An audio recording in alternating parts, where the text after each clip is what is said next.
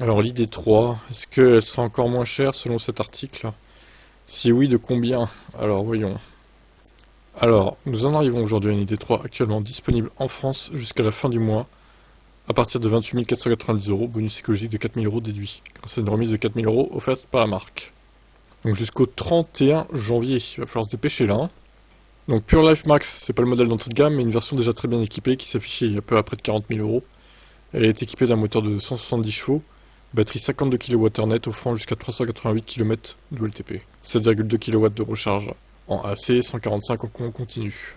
Donc on a à peu près sur les caractéristiques de la i208, et à peu près au même prix du coup, sauf qu'elle a un poil plus grosse que la i208. Cette voiture n'est plus toute jeune et un achat cash n'est certainement pas l'idée du siècle.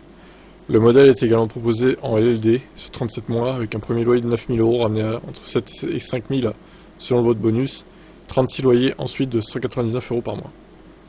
Ouais, bon. On sent que Volkswagen, là, ils veulent vraiment relancer les ventes de la voiture, qui s'essouffle, surtout sur la petite version 52 kWh qui doit pas beaucoup se vendre. Donc, ils font des promos, quoi. Est-ce que c'est un bon prix selon vous? Alors, Xpeng, interview d'Automobile Propre avec un des gestionnaires de la marque en France. Le Xpeng G6 notamment, mais pas que, on va pas parler que de lui. Notre objectif est d'atteindre 3500 voitures, toujours avec notre modèle G6 et G9. À terme, notre mix va doucement s'établir à 50-50 des immatriculations à des particuliers et professionnels. Pour l'instant, on est à plus de 80% de B2B sur le G9.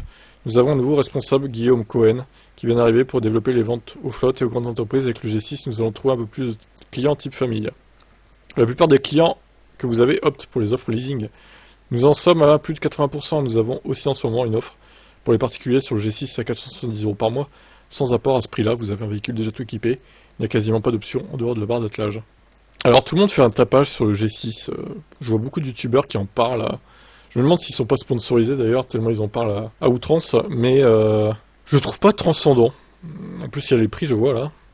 Nous avons commencé en France avec le G9 pour faire découvrir la marque aux utilisateurs sur les premiers mois. C'était 50-50 avec le G6. Aujourd'hui, le G6 est en train de prendre le dessus. Le G9 marche très bien. Il n'y a pas vraiment de concurrent dans cette tranche de prix. Il y a une des surprises, ce que nous immatriculons très peu de versions. C'est que nous immatriculons très peu de versions standards. Les gens viennent nous voir pour du haut de gamme avec un G9 à près de 80 000 euros, qui offre les mêmes prestations qu'un concurrent à 100 000. J'achèterais pas une Xpeng à 80 000 euros au moins. La marque est quand même inconnue en France, au bataillon. Faut avoir confiance hein, quand même. Hein. Alors je sais que ça marche bien en Chine, mais bon, pour l'instant, voilà, quid s'il y a un problème, le SAV, etc. Quelle réactivité ils ont, ça c'est toujours la même question. Hein. L'une de nos forces, c'est la charge rapide 10 à 80% en 20 minutes. Donc les tarifs là, le G6 simple autonomie, 43 000 euros quand même. Propulsion autonomie étendue, donc 280 chevaux, 87 kWh, 47 000 euros. Au final, bon, c'est pas beaucoup mieux qu'un Scénic. Alors il est plus puissant, certes, il recharge plus vite aussi, mais bon, il est plus cher. Et puis il est plus gros aussi. Et Intégral Performance, 51 000 euros. Après t'as le G9 qui est encore plus gros et encore beaucoup plus cher, pour le coup. Les tarifs sont délirants. Et pourtant le G9 est pas beaucoup plus gros, hein, 14 cm, c'est pas non plus... Alors, verra-t-on un troisième modèle dans les showrooms? Pour l'instant, ça n'a pas l'air d'être le cas, il reste sur 2 modèles, mais vous aurez peut-être une surprise d'ici la fin d'année. Nous étions très sérieusement le lancement de la P7 Plus qu'on a présenté au mondial de l'automobile. C'est une grande voiture, elle a beaucoup plu et je pense qu'on peut lancer à prix compétitif. La chaîne EV a lancé une pétition pour la faire venir.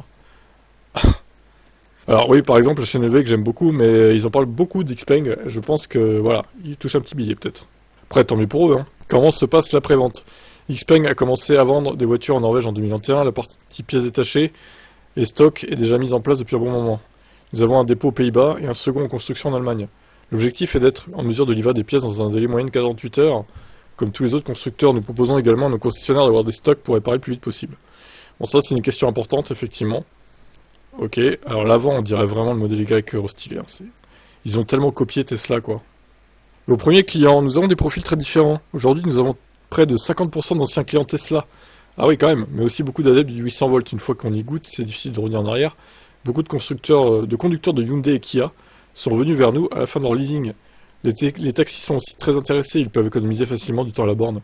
Mais on a aussi un client à Reims qui a troqué son gros Mercedes GLE pour un G9. Le client type est plus jeune que nous le pensions. Il s'agit souvent d'un homme, souvent quadragénaire, plutôt entrepreneur avec de l'appétit pour la tech et sans barrière de nationalité sur la voiture. Ils ne sont pas dans le chauvinisme des marques européennes et s'intéressent à ce qui se fait de mieux sur le marché. Certains clients qui entrent dans nos concessions ont vraiment bossé, ils ont vu des vidéos, des blogs, observé ce qui se passe en Chine et en Europe. Résumé des épisodes précédents, ouais là c'est un peu long. Hein. Allez. Par contre, intéressant les ventes. 483 ventes en 2018. Après 16 600, 27 000, 98 000, 120 000, 141, 190 000. Donc là, objectif 2025, peut-être 250 000. Allez, ils passeront la barre des 200 000, c'est sûr en tout cas. Faire connaître la marque au plus grand nombre. Notre technique de communication a été vraiment d'essayer d'exploser sur YouTube avec beaucoup de vidéos d'essais. Eh ouais, c'est ça.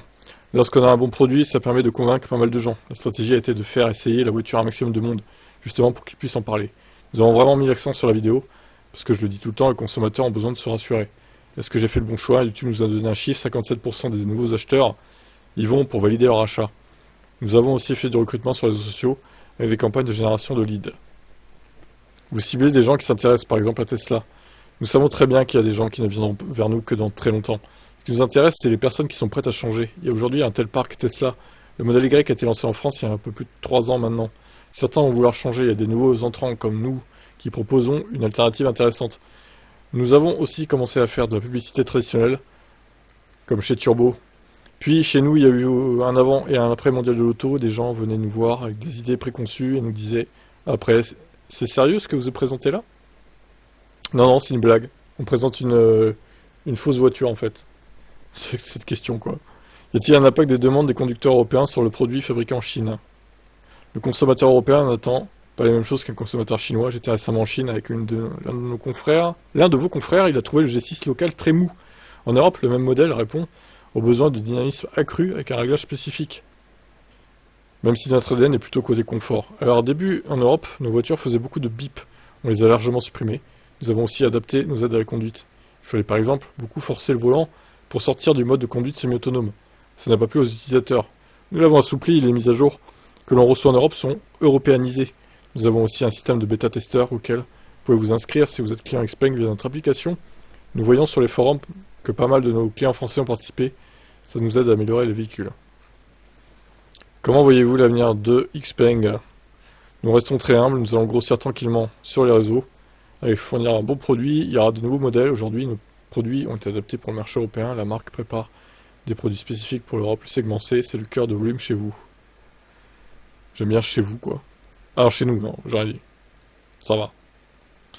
Très bien. Bon, elle n'était pas si longue que ça, je m'attendais à pire, cette interview. Ok. Bon, évidemment, il va nous vendre Xpeng, hein, c'est logique, il bosse pour eux. Moi, je reste sur ma position, je suis pas fan. Alors ouais, par contre, la P7 Plus, voilà, là, ouais, on dirait vraiment le modèle Y, l'avant.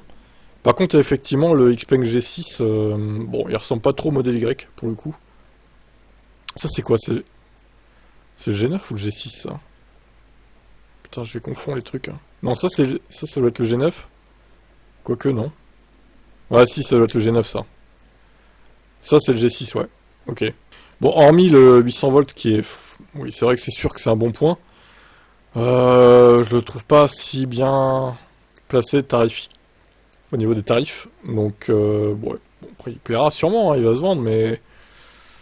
Est-ce que ça restera pas une marque de niche en Europe et en France? Est-ce que ça décollera? Ça, c'est la grande question. On se souvient qu'à l'époque aussi, il y avait eu, il y a 4-5 ans, un scandale, Xpeng qui avait volé l'autopilote Tesla. Bon, ça, c'est un peu passé sous le tapis, hein, mais bon, j'aime bien le rappeler de temps en temps quand même. Parce qu'on s'aperçoit en plus que dans les tests que je vois, il y a beaucoup de similitudes avec l'autopilote Tesla pour le coup. Donc je pense que cette histoire au final était vraie. Ils ont ajouté vraiment le code Tesla à leur véhicule en fait. Même si évidemment ils ont remodelé tout ça à leur sauce, mais la base ça doit être l'autopilote Tesla. Hein. Bon, vous en pensez quoi d'Xpeng vous? Seriez-vous client potentiel de cette marque? Allez, bye.